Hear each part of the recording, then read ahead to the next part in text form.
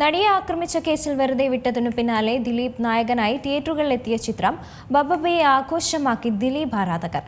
Release ദിനമായ ഇന്ന് തന്നെ ഗൂഗിൾ സെർച്ചിൽ ഒന്നാമതെത്തിയിരിക്കുകയാണ് ബബ്ബ. നടി ആക്രമിക്കപ്പെട്ട കേസിലെ കോടതി വിധിക്ക് പിന്നാലെ നടൻ ദിലീപ് നായകനായി എത്തുന്ന ചിത്രം ഫഫബ തിയേറ്ററുകളിൽ മികച്ച പ്രതികരണം നേടുന്നു. സാധാരണയായി സിനിമകൾ വെള്ളിയാഴ്ചയാണ് റിലീസ് ചെയ്യുന്നത്. എന്നാൽ ആ പതിവ് തെറ്റിച്ച് വ്യാഴാഴ്ചയാണ് ഫഫബ പ്രദർശനത്തെത്തിയത്. ചിത്രത്തിൽ ദിലീപിനൊപ്പം മോഹൻലാലും പ്രധാന വേഷത്തിലെത്തുന്നുവെന്ന് പ്രത്യേകതയുണ്ട്. ഇപ്പോഴിതാ റിലീസ് ദിനം തന്നെ ഗൂഗിൾ സെർച്ചിൽ ഒന്നാമതെത്തിയിരിക്കുകയാണ് ചിത്രം. നടി ആക്രമിക്കപ്പെട്ട കേസിൽ എറണാകുളം പ്രിൻസിപ്പൽ സെഷൻസ് കോടതി ദിലീപിനെ കുറ്റവിമുക്തനാക്കിയിരുന്നു. ഇതിന് പിന്നാലെയാണ് ചിത്രം പുറത്തുവന്നത്.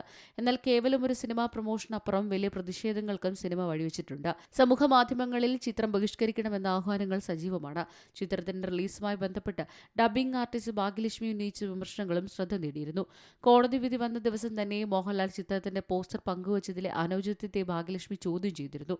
സത്യം ജയിച്ചു എന്ന് പറയുന്നതിന് പകരം വിധിക്ക് പിന്നാലെ മാധ്യമങ്ങളെ കണ്ടപ്പോഴും മറ്റൊരു നടിയുടെ പേര് വലിച്ചിഴയ്ക്കാനാണ് ദിലീപ് ശ്രമിച്ചതെന്നും താരത്തിന്റെ വില്ലത്തരം അവസാനിച്ചിട്ടില്ലെന്നും ഭാഗ്യലക്ഷ്മി പറഞ്ഞത്. കോടതി വിധിക്ക് പിന്നാലെ അതിജീവിത തകർന്നു പോയെന്ന തരത്തിലുള്ള പ്രചാരണങ്ങളെ ഭാഗ്യലക്ഷ്മി തള്ളുകയുണ്ടായി. അവൾ ഒരു ഇഞ്ച് പോലും തളർന്നിട്ടില്ലെന്നും നിയമപരമായ പോരാട്ടം തുടരുമെന്നും ഭാഗ്യലക്ഷ്മി വ്യക്തമാക്കി.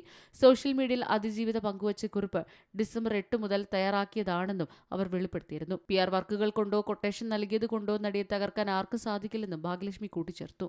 News desk C Malayalam news. ഏറ്റവും പുതിയ വാർത്തകളും വിശേഷങ്ങളും വിരൽ തുമ്പിലറിയാൻ സി മലയാളം ന്യൂസ് എല്ലാ ഡിജിറ്റൽ പ്ലാറ്റ്ഫോമുകളിലും ലഭ്യം.